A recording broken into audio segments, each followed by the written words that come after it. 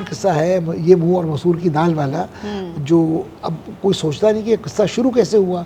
तो कहते हैं कि नवाब वाजिद अली शाह के ज़माने में खाने के बड़े शौकीन थे और कई नवाब थे। तो एक नवाब साहब के घर में एक दिन एक बावर्ची भूला भटका पहुंचा और उसने कहा, हुजूर मैं चाहता हूं कि आपके बावर्ची खाने में मुझे खिदमत करने का मौका मिले। तो नवाब साहब ने पूछा, क्या पकाते हो और क्या पगार तुम सोचते हो तुम्हें मिलेगी?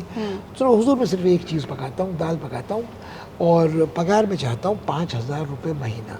अब 5,000 रुपया महीना आप 1857 के आसपास की बात कर रहे हैं, सिर्फ दाल पकाने के लिए। हाँ, तो नवाब साहब तो शौकीन आदमी थे, वो पैसा इसी में उड़ता था, कुछ तवायफों में, कुछ लौंडों पे, कुछ कत्थक नाचने वालों पर, कुछ ठुमरी वालों पर। तो उन्होंने कहा ठीक है रख लो इसे। और हुजूर एक शर्त भी है मेरी कि जिस दिन मैं दाल पकाऊंगा वो उसी वक्त खा ली जाए, वो दाल किसी का इंतज़ार नहीं करती, वो नवाब हो कि प्यादा हो। नवाब साहब बड़े खुश हुए, बोले तो बड़ा इंटरेस्टिंग आदमी लग रहा है, बोले इसे रख दो और तनख्वाह इसको दिया करो। और बात आई गई हो गई।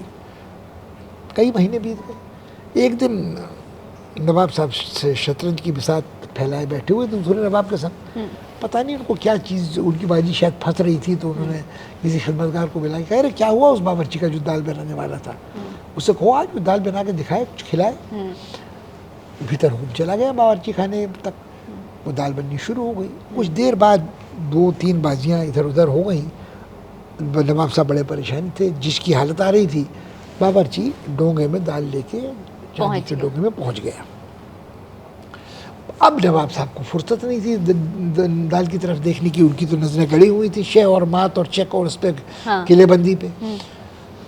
कुछ देर बाद 2 बार याद दिलाई बावर्ची ने, और उसके बाद नवाब साहब ने अनसुनी की। बावर्ची बड़बड़ाता हुआ ये मुँह और मसूर की दाल, ये मुँह और मसूर की दाल कहता हुआ निकल गया, और उसने बाहर जाके वो पूरा डोंगा एक सूखे पेड़ पर उलट दिया और वो चला गया।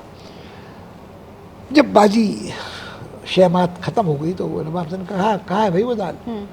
तो बड़े अदब के साथ उनके वो मुसाहिब ने कहा कि साहब वो तो दिक्कत ये है कि वो बड़ा बदतमीज़ आदमी था, वो दाल फेंक के सब छोड़ छाड़ के चला गया। उन्होंने कहा अच्छा हुआ, ससुरा बर्खास्त करो साले को। क्या कह रहा था? तो उन्होंने कहा कि वो कह रहा था ये मुँह और मसूर की दाल। मुँह और मसूर क्या जाने वो बात फिराई गई हो गई। मगर 3 दिन बाद लोगों को बड़ी हैरानी हुई। 4 दिन बाद वही मुसाहिब भागा भागा नवाब साहब के पास आया। उसने कहा हुजूर एक बड़ा करिश्मा हो गया है। करिश्मा क्या हुआ है? जो सूखा ठूंठ था वो फिर से हरा भरा होने लगा है, उसमें नई शाखें फूट रही हैं, नई कोपलें फूट रही हैं। शाखें तो क्या फूटती, ठूंठ में कोपलें फूट रही हैं। अरे उन्होंने कहा क्या हुआ? फिर एक हकीम को साहब बैठे थे मुसाहिबों में, उन्होंने कहा कि साहब ये है कि उसके खाने में वो तासीर होगी कुछ माजून की, वो एफ्रोडिसिक होगा, वो बुढ़ापे को खोई हुई जवानी वापस लौटा कर सकता। अब नवाब साहब बड़े पछताए, उनके तो ये खोई हुई जवानी बचपन लड़कपन से थी, दांत निकल रहे थे और उनकी अय्याशी ने उनको वक्त से पहले ही बूढ़ा बना दिया था। बोले यार ढूंढो, तलाश करो उसे। मगर बहरहाल वो बावर्ची ये मुँह और मसूर की दाल कह के चला गया, और ये कहानी ये मुँह और मसूर की दाल है। उस दाल को बनाने का दावा कई बावर्ची आज भी अवध में करते हैं, मगर किसी की जवानी लौटी हो इसकी कोई सनद नहीं है, और वो ठूंठ में कोपलों का क्या हुआ ये हमें पता नहीं है।